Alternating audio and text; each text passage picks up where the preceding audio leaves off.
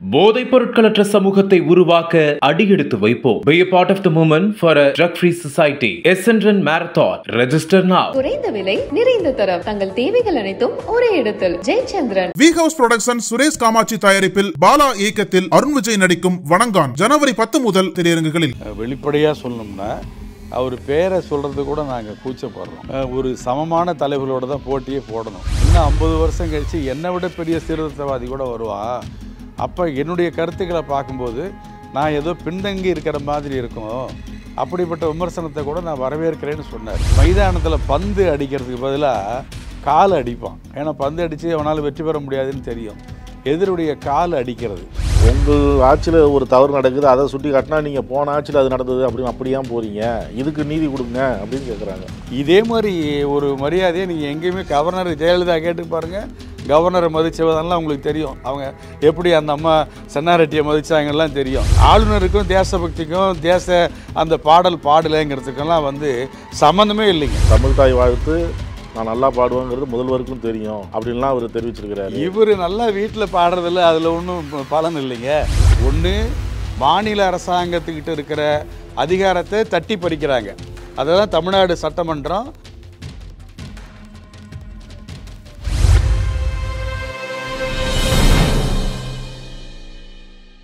நக்கீரன் நேயர்களுக்கு வணக்கம். இன்று நம்முடன் கருத்துக்களை பகிர்ந்து கொள்ள இணைந்திருக்கிறார் மதிமுக கொள்கை விளக்க செயலாளர் வந்தியத்தேவன் அவர்கள். வணக்கம் சார். வணக்கங்க. நாம் தமிழர் கட்சியின் தலைமை ஒருங்கிணைப்பாளர் சீமான் இப்போ பெரியாரை எதிர்த்து பேசுகிறார். திராவிடத்தை ஒழிக்கணும், பெரியாரை எதிர்த்து பேசுவேன் அப்படின்னு சொல்கிறார். இத்தனை வருடங்களுக்கு பிறகு பெரியாரை ஏன் எதிர்த்து பேசுகிறார் அப்படின்னு ஒரு கேள்வி வருது. கடந்த காலங்களில் புகழ்ந்து பேசியிருக்கிறார், அது தவறுன்னு இப்போ உணர்றேன். அவர் பெரியாரை மட்டும் எதிர்த்து பேசலைங்க. என்ன சொல்ல போனீங்கன்னா, எங்களை மாதிரி ஒரு திராவிட இயக்கத்தில் பெரியார் அண்ணா தலைவர் வைகோன்னு சொல்லி ஒரு அந்த முதிர்ச்சியும் நாகரிகமும் பண்பாடோடு இருக்கிற நாங்கள்லாம் வெளிப்படையாக சொல்லணும்னா அவர் பேரை சொல்கிறது கூட நாங்கள் கூச்சப்படுறோம். அதாவது ஒரு அரசியலை ஃபேஸ் பண்ணுறதுன்னா ஒரு சமமான தலைவர்களோட தான் போட்டியே போடணும். நாங்கள் ஏன் அவரை அப்படி நினைக்கலன்னு சொன்னாங்கன்னா, அவரை பொறுத்த வரைக்கும் நான் நேரடியாகவே சொல்கிறேன், தனிநபர் ஒழுக்கங்கிறது அவர்கிட்ட அறவே கிடையாது. நேற்றுக்கு ஒன்று பேசுவார், இன்றைக்கி ஒன்று பேசுவார். அதே மாதிரி அவருடைய பேச்சு பாணியை நீங்கள் பார்த்தீங்கன்னா எதிரிகிட்ட சண்டைக்கு போகிற மாதிரி இருக்குமே தவிர ஒரு கருத்தை எடுத்து சொல்கிற அந்த விதத்தில் இருக்காது. அதனால் இன்றைக்கி அவர் பெரியாரை பேசியிருக்காரு. நேற்றுக்கு நான் சொன்ன மாதிரி அவர் பேசாத தலைவர்களே இல்லை, அவர் கண்டிக்காத தலைவர்களே இல்லை. அதுதான் அவருடைய கடந்த கால வரலாறு. ஆனாலும் கூட அவர் யாரை கண்டிக்க மாட்டார்னு கேட்டிங்கன்னா, பிஜேபியும் சங் பரிவார் கூட்டமும் யாரை உயர்த்தி பிடிக்குதோ அவங்கள பற்றி ஒரு வார்த்தை கூட பேச மாட்டார். மத்திய அரசின் சில விஷயங்களை மத்திய அரசு பேசுவாருங்க. மத்திய அரசு பேசுறதுங்க வேற. நான் சொல்ல சங் பரிவாருங்கும் போது இந்துத்துவா இருக்குது பாருங்க. சங்கராச்சாரியார் அவர் நீங்கள் எங்கேயா பார்த்துருக்கீங்களா? பேச மாட்டார். ஏன்னு கேட்டிங்கன்னா, அவர் ஹிடன் அஜெண்டாவே அங்கே இருந்துக்கிட்டு தான் அவர் வேலை செய்கிறார். அதை தான் நாங்கள் எல்லாருமே சொல்கிறோம். அவர் நம்மளை ஒரு திராவிட இயக்கத்தை இவ்வளவு தூரம் பேசுகிறவர் அவங்களையும் விமர்சனம் பண்ணி பேசணும்ல, அங்கெல்லாம் பேச மாட்டாருங்க. இன்னொன்று, அவர் பேசக்கூடாதுன்னு நாங்கள் சொல்லலை, தாராளமாக கேட்கட்டும். பெரியாரே என்ன சொன்னார்னு கேட்டிங்கன்னா, என் கருத்தை கூட விமர்சனம் பண்ணுங்கன்னு சொன்னார். இன்னும் ரொம்ப டீப்பாக சொல்லணும்னா, இப்படியே இந்த சிந்தனை இருக்காது, இன்னும் ஒரு 50 வருஷம் பெரியார் சொல்லும்போது சொன்னார், இன்னும் 50 வருஷம் கழித்து என்னை விட பெரிய சீர்திருத்தவாதி கூட வருவான். அப்போ என்னுடைய கருத்துக்களை பார்க்கும்போது நான் ஏதோ பின்தங்கி இருக்கிற மாதிரி இருக்கும். அப்படிப்பட்ட விமர்சனத்தை கூட நான் வரவேற்கிறேன்னு சொன்னார். ஆனால் இவர் மைதானத்தில் பந்து அடிக்கிறதுக்கு பதிலாக கால் அடிப்பான். ஏன்னா பந்து அடித்து அவனால் வெற்றி பெற முடியாதுன்னு தெரியும். எதிருடைய கால் அடிக்கிறது. அதே மாதிரி இன்றைக்கி அவர் எடுத்து வச்சிருக்கிற அந்த வாதங்கள்லாம் பார்த்திங்கன்னா ரொம்ப ஒரு 5-6 வருஷத்துக்கு முன்னாடியே ராஜா மாதிரி இருக்கிறவங்கெல்லாம் பேசி வாந்தி எடுத்து அது பொய்ன்னு சொல்லி அதை இவர் எடுத்து இன்றைக்கி தூக்கி பிடிச்சிக்கிட்டு வெளியில் சொல்ல முடியாத அளவிற்கு கேவலமான ஒரு குற்றச்சாட்டை அவர் சொல்லியிருக்காரு. அன்றைக்கே நாங்கள் எல்லாருமே சொன்னோம், அவர் சொன்னது பெரியாரை பற்றி சொன்னது என்ன ஆதாரம்னு இன்றைக்கி சீமான்ட்ட கேட்குற மாதிரி அன்றைக்கி அவர்கிட்ட கேட்டோம். அவர் விடுதலை பத்திரிக்கையில் ஒரு தேதியை சொல்லி சொன்னார். அந்த விடுதலை பத்திரிக்கையுடைய அன்றைக்கி 4 பக்கம் வந்தது. 4 பக்கத்தையுமே எடுத்து பிரிண்ட்டை போட்டு எல்லா கையிலையும் கொடுத்தோம். அதில் அது இல்லை. அதோடு அவர் அமைதியாக போயிட்டார். அந்த பிரச்சனை இன்றைக்கி ஏதாவது ஒரு பிரச்சனையை திசை திருப்பணுங்கிறதுக்காக வேண்டி அதுக்கு ஆதாரம் அவங்கள்ட்ட தான் இருக்குது. பெரியார் யார் ஆதரிக்கிறாங்களோ அவங்கள்ட்ட தான் இருக்குது. அதெல்லாம் நாட்டுடைமை ஆக்குங்க, அப்போ தான் தெரியும். நான் ஒரு கருத்தை சொல்கிறேன்னு சொன்னால் அந்த ஆதாரத்தை கையில் வச்சுக்கிட்டு தான் நான் சொல்லணும். ஆதாரத்தை நீங்கள் தேடி எடுங்கன்னு சொல்கிறதுக்கு பாருங்கள், அது பொத்தாம்போக்கில் பேசுகிறது. அது மரபுப்படியும் தப்பு, சட்டப்படியும் தப்புங்க. இப்போ நானே ஒருத்தங்களுக்கு குற்றச்சாட்டு சொல்கிறேன்னா அதுக்கு ஆதாரத்தை வச்சுக்கிட்டு தானே நான் பேசணும்.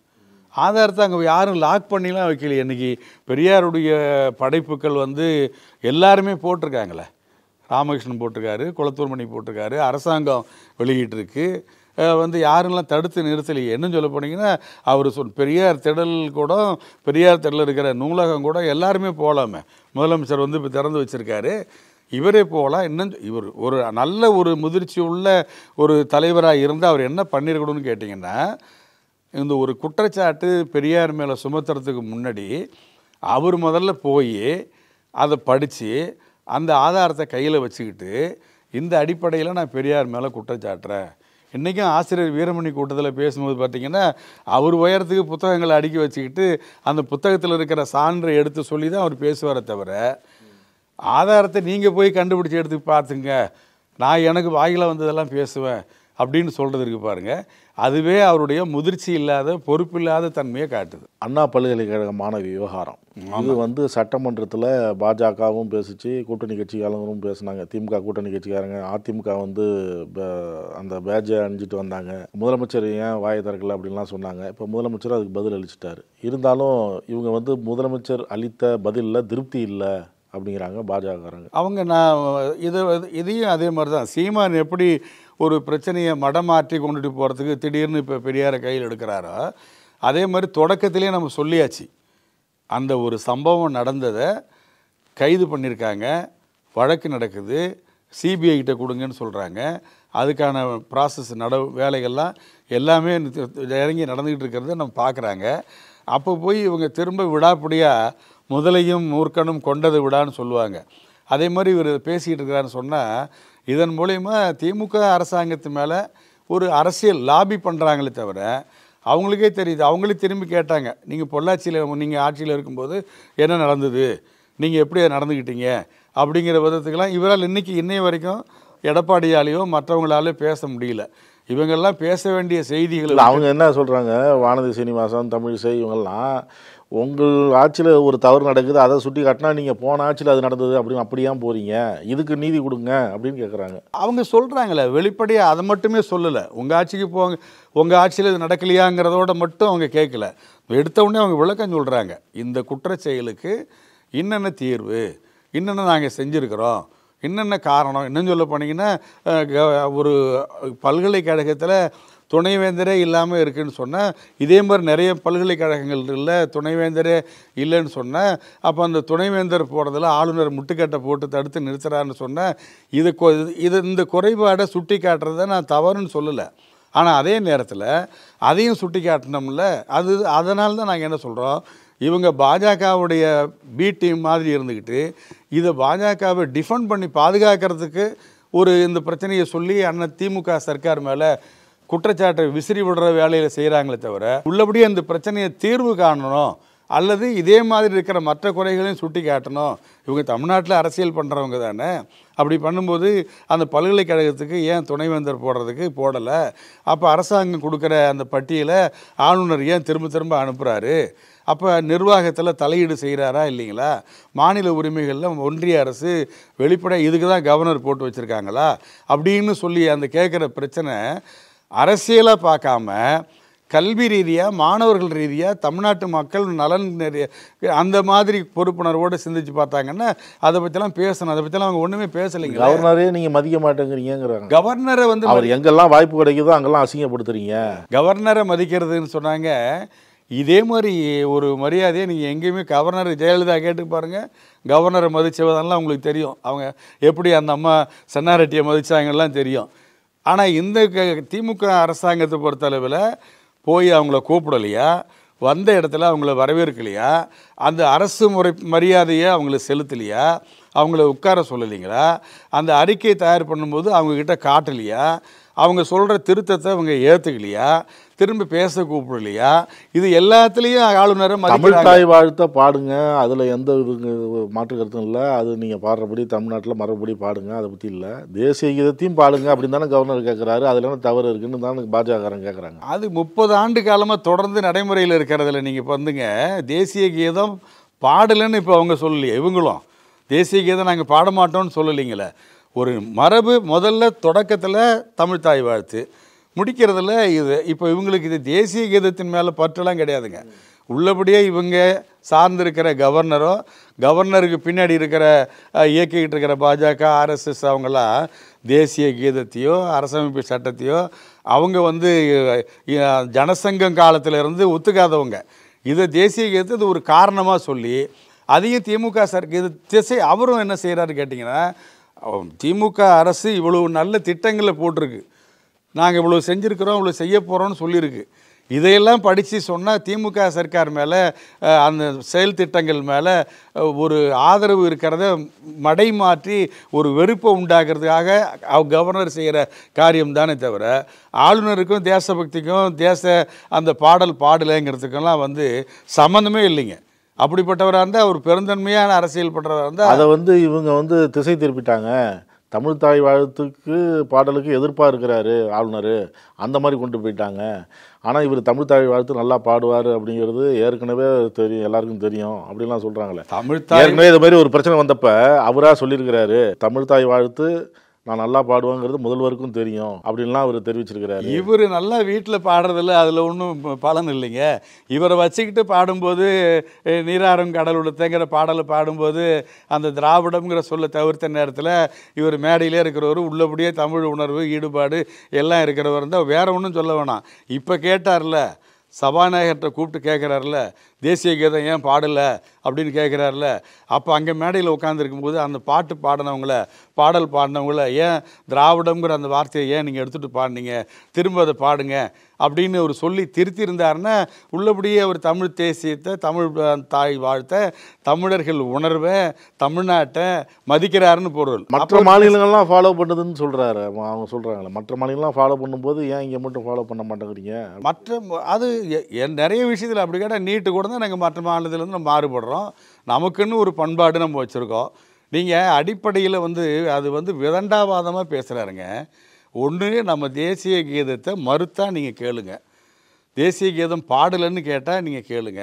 தேசிய கீதம் நாங்கள் பாடுறோம், தமிழ்த்தாய் வாழ்த்தும் பாடுறோம். இப்போ அவர் நோக்கம் இது இல்லை, இது ஒரு காரணமாக காட்டி இது ஒரு குழப்பம் உண்டாக்குற வேலையை கவர்னர் சதி செய்கிற வேலை அதுதானே தவிர மற்றபடி அதில் ஒன்றும் பெரிய தமிழ் மேலே அன்பு இருக்குன்னு சொல்கிறதோ, தேசியத்தின் மேலே, தேசிய கீதத்தின் மேலே பற்று இருக்குன்னு சொல்கிறதோ, இது எங்கே போய் நிற்கும்னு கேட்டிங்கன்னா, திமுக அரசு ரொம்ப பெருந்தன்மையாக நடந்துக்குச்சு. இன்னும் சொல்ல போனீங்கன்னா, தெலுங்கானா மாதிரி இருக்கிற அரசாங்கத்தில் இதே மாதிரி கவர்னர் தமிழிசை அங்கே தகராறு பண்ண நேரத்தில் இந்த அம்மாவே வர வேண்டாம், கவர்னரே வர வேண்டாம்னு சொல்லிட்டு ஆளுநர் அறிக்கையை அவங்க படித்தாங்க.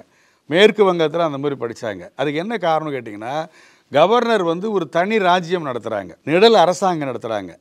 தேர்ந்தெடுக்கப்பட்ட அந்த அரசாங்கத்தை இயங்க விடாமல், முற்போக்கு திட்டங்களை நடைமுறைப்படுத்தாமல், அவங்க கொடுக்குற திட்டங்களை குப்பைத்தொட்டில் போட்டு தாமதப்படுத்தி முடக்கி வைக்கிற வேலையை இருக்கிறதால, அதனால் இன்றைக்கி என்ன ஏற்பட்டிருக்குன்னா, கவர்னர் பதவியே தேவையில்லைன்னு அண்ணா சொன்னார் பாருங்க.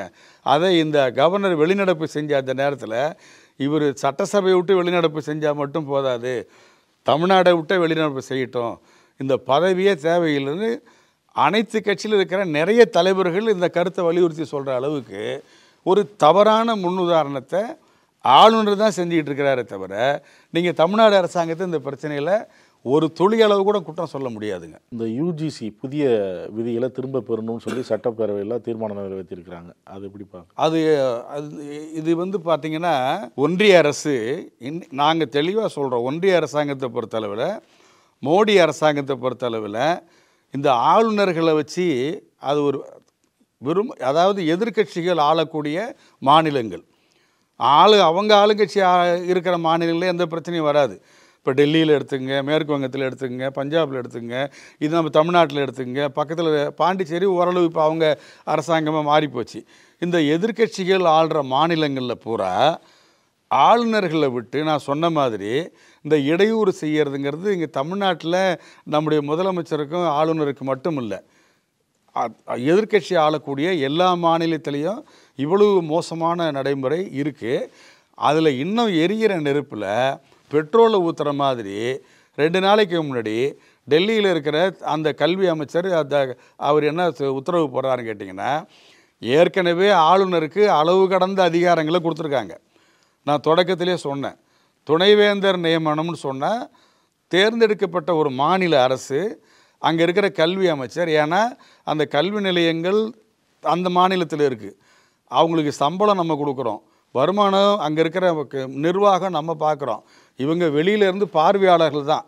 அதனால் அந்த துணைவேந்தர்களை போடும்போது அந்த குழு மாநில அரசாங்கத்துக்கு முழு உரிமை இருக்கணும், அந்த வாய்ப்பு இருக்கணும், அதிகாரம் இருக்கணும் அப்படின்னு சொல்லி கேட்டுக்கிட்டு இருக்கிற இந்த சூழ்நிலையில் கல்வி அங்கே ஒன்றிய அரசு ஒரு திட்டம் போட்டு யூஜிசியில் திருத்தம் என்ன பண்ணுறாங்கன்னு கேட்டிங்கன்னா, இந்த நியமனம் தேர்ந்தெடுக்கிற குழுவில் கவர்னருக்கும் கவர்னர் சொல்கிற ஆளுக்கும் முன்னுரிமை கொடுத்து முதல்ல துணைவேந்தரை தேர்ந்தெடுக்கிறதுலையே ஒன்றிய அரசு தலையீடு வருது, ஆக்கிரமிப்பு வருது. ரெண்டாவதுங்க, அந்த கவர்னரை துணைவேந்தரை தேர்ந்தெடுக்கிறதுல இருக்கிற விதிகளில் மாற்றுறாங்க. விதிகளில் என்ன மாற்றுறாங்கன்னு கேட்டிங்கன்னா, இதுவரையில் கல்வியாளர்களாக இருக்கணும், அவங்க இவ்வளோ மாஸ்டர் டிகிரி படிச்சிருக்கணும், அவங்க இவ்வளோ ஆய்வு பண்ணியிருக்கணும், இத்தனை ஆண்டு அனுபவம் இருக்கணும், குறிப்பாக கல்வித்துறையில் அவங்களுக்கு நிறைய அனுபவம் இருக்கணும் அப்படிங்கிற நாம்ஸ் விதிமுறைகள்லாம் வச்சுருந்தாங்க. இப்போ அதோடு இவங்க கூட என்ன சேர்க்குறாங்கன்னு கேட்டிங்கன்னா, கல்வி புலம் இல்லாதவர்களையும் நீங்கள் துணைவேந்தராக தேர்ந்தெடுக்கிறதுக்கு ஆளுநருக்கு உரிமை உண்டு அப்படின்னு அந்த சட்டத்தை திருத்துறாங்கன்னு சொன்னால், இதில் என்ன நடக்க போகுதுன்னு கேட்டிங்கன்னா, அவங்க நேரடியாக ஆர்எஸ்எஸ் பின்புலம் உள்ள அந்த கல்வியாளர்களை துணைவேந்தராக போட்டு அந்த துணைவேந்தர் இருக்கக்கூடிய பல்கலைக்கழகம் கல்லூரி அதை முழுக்க காவிமயமாக்கக்கூடிய வேலை. ஒன்று, மாநில அரசாங்கத்துக்கிட்ட இருக்கிற அதிகாரத்தை தட்டி பறிக்கிறாங்க. அதை தான் தமிழ்நாடு சட்டமன்றம் இந்தியாவிலேயே எல்லாத்துலேயும் முன்மாதிரியாக இருக்கிற மாதிரி தீர்மானமே நிறைவேற்றி இதை நாங்கள் ஏற்றுக்க முடியாது, மாநில உரிமைகளை பறிக்கிற செயல் அப்படின்னு முதலமைச்சர் கண்டித்ததோடு இல்லை, எல்லாரும் சேர்ந்து ஒரு தீர்மானமும் நிறைவேற்றிருக்காங்க. அப்போ இது ஆபத்தான திட்டம். அதே மாதிரி துணைவேந்தர் பதவி காலத்தை 3 ஆண்டுலேருந்து 5 ஆண்டாக நீட்டிக்கிறது.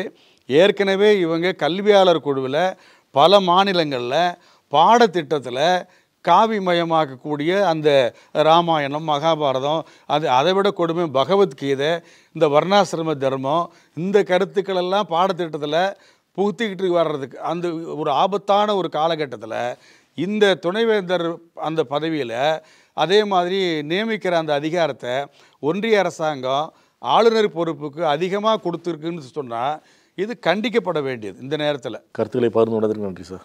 நன்றிங்க, வணக்கம். நக்கீரன் டிவிக்கு சப்ஸ்கிரைப் செய்யுங்கள். உங்கள் ஆதரவே எங்கள் பலம். ஆசிரியர்களுக்கு நண்பனாகவும் மாணவர்களுக்கு ஆசானாகவும் திகழும் தேர்வு வழிகாட்டி. ஒவ்வொரு பாடத்திற்கும் அனுபவமிக்க ஆசிரியர்களின் துல்லியமான தெளிவான விடைகள். CNC இருக்கு, தேர்வு பயம் எதற்கு? இது தீரன் பப்ளிஷிங் ஹவுஸ் விற்பனை வெளியீடு.